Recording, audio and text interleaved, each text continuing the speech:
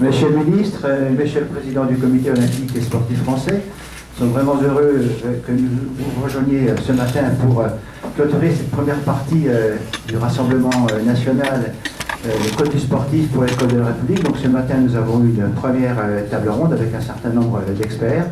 Et là, donc, nous sommes à l'entracte avant la deuxième table ronde de cet après-midi. L'objectif est bien sûr d'implanter et d'impliquer l'ensemble du personnel enseignant, mais également les élèves et les fédérations scolaires dans ces principes du code du sportif, ces principes qui sont en fait des principes du code de la vie, du code du citoyen, qui nous sont chers aujourd'hui dans le contexte dans lequel nous vivons. Voilà, donc très heureux que vous nous rejoigniez aujourd'hui pour dire quelques mots à l'ensemble des personnes présentes, sachant qu'il y a un certain nombre d'absents liés au transport, un peu plus difficile que d'habitude ce matin. Mais bon, la quantité n'est peut-être pas là, mais la qualité est là. Je vous laisse la parole, peut-être Denis d'abord.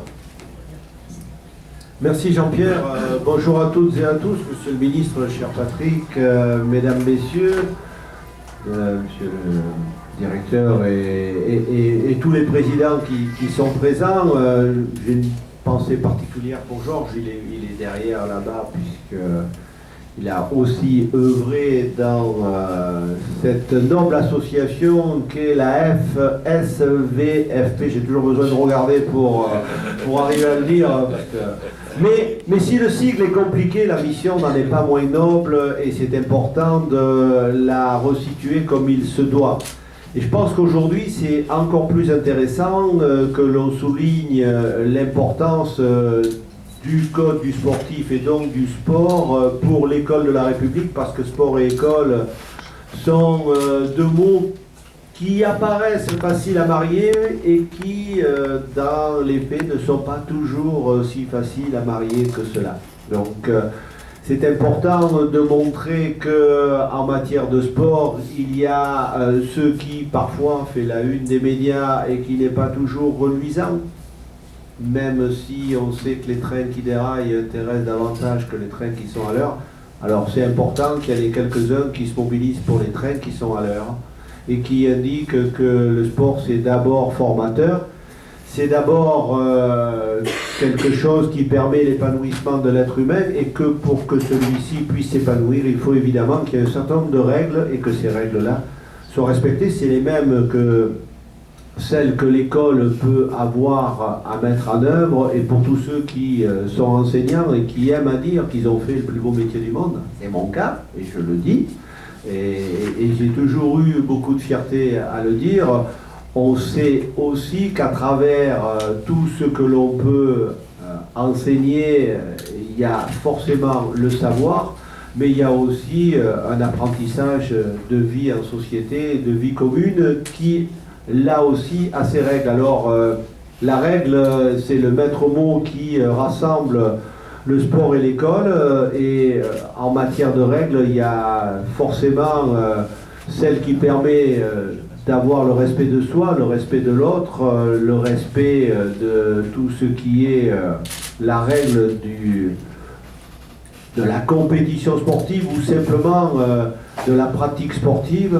Et je crois que c'est important que tout ceci soit codifié et qu'aujourd'hui, à travers ce que fait l'association, je vais résumer à l'association, Jean-Pierre, ça sera plus simple, et ça me permet au passage, en regardant Jean-Pierre Mougin, de le remercier, de le féliciter pour toutes les actions auxquelles il contribue, parce que c'est un multicarte, Jean-Pierre, hein, donc dans la vice-présidence CNOSF, il a en charge des aspects aussi divers que ceux de la formation ou du suivi des relations avec la télévision, ou encore de président du collège des fédérations sportives, et donc il est aussi président de l'association qui promeut l'esprit sportif et le fair play.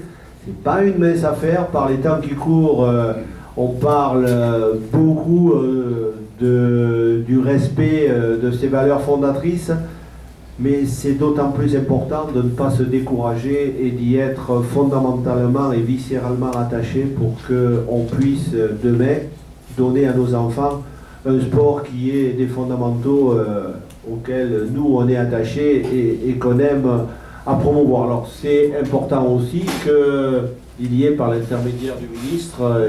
Et je salue les relations qui sont les nôtres, aussi bien avec Patrick Caner qu'avec Thierry Braillard, parce que c'est important que dans notre modèle, il puisse y avoir effectivement une synergie entre l'un et l'autre, même si de temps en temps je suis critique pour dire qu'on pourrait davantage répartir les responsabilités pour plus de performance, mais je suis aussi reconnaître qu'il y a des engagements humains que les uns et les autres savent prendre, et le plus important c'est de savoir les tenir.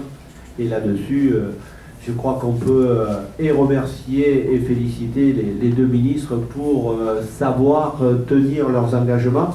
Ils ne peuvent pas faire de miracle par les temps qui courent. On sait que tout se résume parfois à des questions de moyens. Et que les moyens, on fait avec.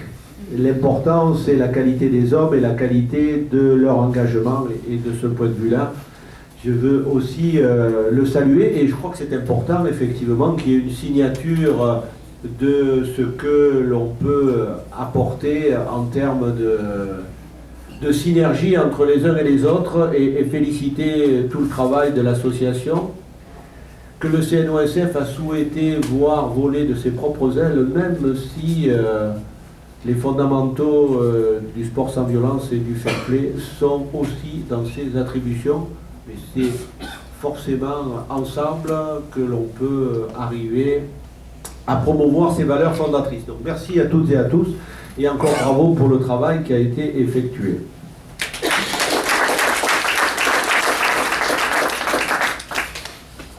Monsieur le Président du CNOSF, mon cher Denis, même s'il est vrai que parfois nous avons des points de divergence, mais c'est normal, nous sommes sur des responsabilités et des fonctions différentes. Je me félicite aussi de ce climat de confiance que nous avons su instaurer avec Thierry Braillard, que j'associe naturellement à mon propos, et qui montre que même si nous pouvons avoir parfois des appréciations qui ne convergent pas totalement, la valeur du sport, les valeurs du sport que nous défendons, là elles sont notre terreau commun. Et je le dis à un moment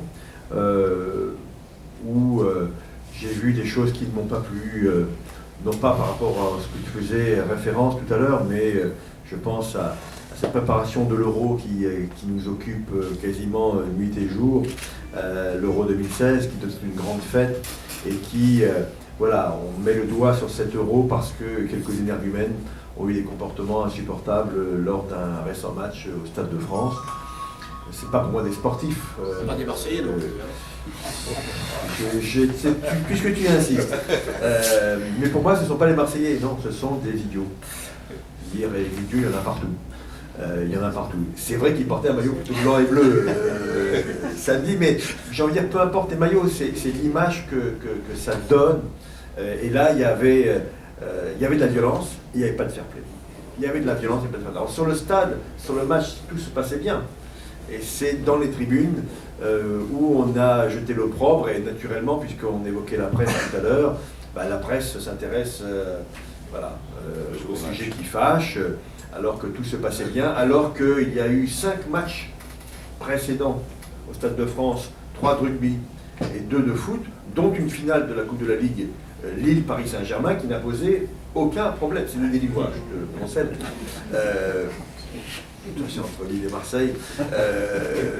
Mais voilà, c'est aberrant de voir, non pas détruit, mais de voir affaibli le travail, des centaines d'heures de travail des commissions de sécurité portées par l'UEFA. Certes, l'UEFA n'est pas la FFF, mais dans l'esprit des journalistes et du citoyen lambda, il y a eu des problèmes au Stade de France. On a vu des incendies dans les tribunes du Stade de France par des énergumènes qui devraient être interdits de stade, point barre. J'espère que c'est cette sanction-là qui sera réclamée, parce qu'à un moment donné, il faut les empêcher de nuire. Alors après, il y a sûrement des améliorations à avoir dans la diffusion du public, et on va prendre toutes les mesures nécessaires. Demain, une conférence de presse avec Alain Juppé, Jacques Lambert, votre serviteur, et surtout Bernard Cazeneuve aura lieu, et nous pourrons ainsi expliquer comment nous voyons les choses pour que l'Euro se passe bien. Hier, nous n'étions pas en face de problèmes de terrorisme, mais en face de problèmes d'hooliganisme. très concrètement, enfin hier, il y a 3 jours, sur le Stade de France. Voilà, je fais la parenthèse, mais je voulais le dire devant des amis, pour qui le fair play, Monsieur le Président, pour qui le rejet de la violence sont importants. Merci donc Jean-Pierre de m'avoir piloté sur la partie sport partagé, en particulier tout à l'heure. Je dois saluer le directeur de l'Union nationale du sport scolaire, cher Laurent. Saluer aussi des champions qui nous accompagnent. Je crois qu'il y a M. Javasi qui est là. Voilà, très bien. Donc, parachutiste de l'extrême, c'est bien cela.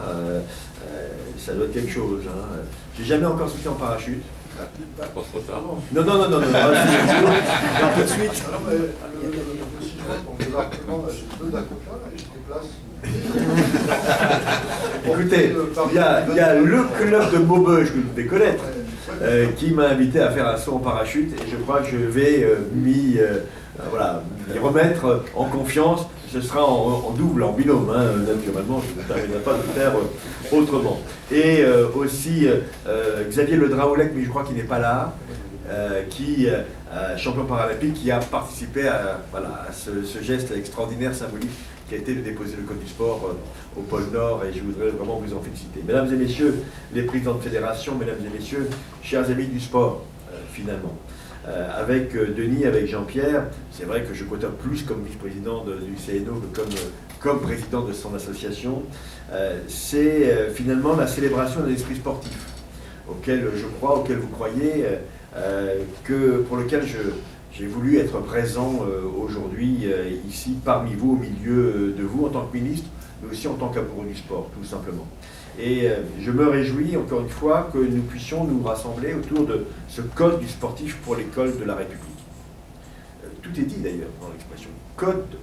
Un code, ça signifie, ce sont des règles communes.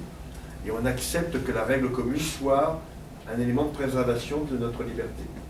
Vous connaissez l'expression, la liberté des uns s'arrête là où commence, naturellement. Et Rousseau le décrivait très bien en disant que s'appliquer les règles qu'on a soi-même choisies, c'est une source de liberté. Ça peut faire écho à ce qui est en train de se passer dans notre pays. Il y a un moment donné où la règle commune doit l'emporter sur l'intérêt particulier. C'est un sujet vraiment de grande actualité et parfois l'intérêt particulier veut s'imposer à l'intérêt général. C'est une vraie question, ce n'est pas un sujet de bac, mais ça pourrait y ressembler dans cette période. En tout cas, ce texte, Monsieur le Président, évoque un certain nombre d'enjeux qui nous sont essentiels si nous voulons construire cette conscience citoyenne ensemble, notamment avec la jeunesse et à partir du sport. Et quand Denis Massiglia, à juste titre, évoque son souci, presque son obsession permanente de faire rentrer dans les clubs de nouveaux licenciés, il a raison dans la mesure où prendre une licence, c'est rentrer dans ce dispositif de travail collectif et de règles collectives qui sont évoquées dans ce sport, même si naturellement, pour parvenir à ce stade de perfectionnement, il faut parfois passer par une période d'acclimatation qui n'est pas toujours sanctuarisée ou sanctionnée par une prise de licence. En tout cas, rédigé par l'Association française pour un sport sans violence et pour le fair play. C'est marqué sur les notes, hein, donc, ça va. C'est pour dire que c'est quelques mots pour rappeler que l'éducation sportive est pour moi et pour vous, j'en suis convaincu, un formidable vecteur de savoir-faire, de savoir-faire ensemble, de savoir-être ensemble. C'est une vision du sport que nous devons partager, et donc une vision du sport qui fait du sport un élément de notre société. Et pas uniquement un élément de plaisir ou de loisir, ce qui est aussi le cas, mais un élément d'organisation de la société. Faire du sport, cela a été dit par Denis, mais je le répète, dans un souci pédagogique. Apprendre à respecter un certain nombre de règles sur le terrain, et les apprenants sur le terrain, on les applique en dehors du terrain. C'est les jeunes que je voyais tout à l'heure en train de faire de la savate, ils apprennent des règles de respect de l'autre, alors que c'est un sport non pas violent, mais un sport d'engagement physique, et je suis convaincu qu'ils seront différents dans leur quartier, dans leur cité, parce que beaucoup habitent des cités où il y a des difficultés, vous le savez bien. L'analogie avec le respect des lois et des valeurs de la République est pertinente, Monsieur le Président, parce qu'elle doit s'appliquer à tous les citoyens sans exception. La règle, c'est la loi circonscrite à un espace social donné. Quand on comprend le sens de la règle, des mêmes règles pour tous, on comprend le sens de la loi. Il faut lutter donc à tout prix contre la tricherie, parce qu'elle ignore la règle et met à mal le principe d'égalité qui fait partie de notre triptyque républicain. Et je crois qu'on peut dire que notre combat contre le dopage se nourrit de cet idéal. Et Denis, tu as raison de souligner que, voilà, ça suffit. Ça suffit. Mais tous les jours, tous les semaines, tous les mois, tous les ans, on se dit ça suffit. Et cette course contre la montre, cette course de vitesse contre les dopeurs, eh bien, on a parfois le sentiment, non pas d'échouer, mais de courir toujours après celui qui veut tricher plus vite, plus fort. C'est pas évident. Et moi, je félicite Thomas Barr, parce que j'ai vu quelques critiques dans les journaux spécialisés, dire mais Thomas Barr met la barre trop haut par rapport. Il a raison. Il a raison de ne pas fléchir sur les valeurs en la matière, même si parfois les résultats ne sont pas à la hauteur de nos espérances. Faire du sport, c'est aussi apprendre à respecter l'autre, respecter l'arbitre et ses décisions, respecter ses partenaires, respecter ses adversaires. Et la générosité et la tolérance qui structurent ce code du sport sont aussi des formes primordiales du respect de l'autre. Et puis, le sport, c'est naturellement, et c'est le ministre de la Jeunesse qui vous le dit avec beaucoup de force, c'est une forme d'engagement. Un engagement qui implique également une exemplarité, parce que le sport est un spectacle et que les sportifs sont aujourd'hui figures importantes pour la jeunesse, et ça il faut le dire, mais que aussi la citoyenneté est au cœur de cette démarche très importante. C'est tout ce qui a présidé à la loi sur la refondation de l'école, que parfois on résume par de nouveaux moyens. C'est vrai, 80 000 postes supprimés à une époque précédente, 60 000 aujourd'hui recréés d'ici la fin du quinquennat, et je m'en félicite, la formation des maîtres qui a été réinstallée, tout cela c'est une bonne chose. Mais ce n'est pas qu'une question de moyens, la loi sur la refondation de l'école. C'est des principes nouveaux proposés aux élèves volontaires, notamment dans les territoires prioritaires, et j'y ai pris ma part avec Thierry Braillard dans le cadre du plan citoyen du sport qui a été évoqué tout à l'heure. Permettez-moi d'insister sur un élément de cette réforme, c'est celle des rythmes scolaires. Portée avec courage par la ministre de l'Éducation nationale, Najat Vallaud-Belkacem, que je tiens à saluer. Un courage qui parfois a été critiqué, maltraité par des élus locaux, qui ont dit oui, mais vous nous forcez une réforme des rythmes scolaires qui va nous coûter cher. Ce à quoi je réponds de manière systématique. Mais est-ce que le rôle d'un maire, le premier rôle d'un maire, le cœur de métier d'un maire, n'est-ce pas de s'occuper des jeunes, des enfants de sa commune pour en faire des citoyens demain? Alors beaucoup de choses sont faites par les villes, mais je pense que l'enseignement, notamment maternel et primaire, constitue une priorité absolue et que la réforme des rythmes scolaires, peut-être bien sûr financée d'une manière ou d'une autre, eh bien, permet notamment par le sport la création d'emplois qualifiés, d'emplois non délocalisables, d'emplois pérennes. J'étais en déplacement récemment pour voir des formations de BPGEPS, et ces jeunes en BPGEPS eh bien, vont trouver du boulot par le biais de la réforme des rythmes scolaires, parce qu'il y a là des opportunités professionnelles. Donc tout ceci va dans le bon sens, mesdames et messieurs, et c'est pour ça que je voulais être à vos côtés en tant que tel. Je veux vraiment redire l'importance et la nécessité de pouvoir compter sur des relais aussi importants que représentent les fédérations sportives, relais auprès de la jeunesse, passerelle entre le PS, le sport scolaire et le sport fédéral. Nous devons manifestement continuer à œuvrer ensemble contre le décrochage des jeunes. Le sport, je pense, peut être une des réponses. Alors, je ne suis pas naïf, le sport n'est pas la réponse, la seule réponse. Mais un sport pratiqué avec l'esprit qui est le nôtre aujourd'hui, qui est partagé par Denis, par Jean-Pierre, par vous toutes et vous tous, eh bien c'est un sport qui apporte un plus à la construction de l'esprit républicain. Nos jeunes en ont besoin. Merci pour votre engagement, en tout cas vous pouvez compter sur le mien de manière déterminée. Merci à toutes et à tous.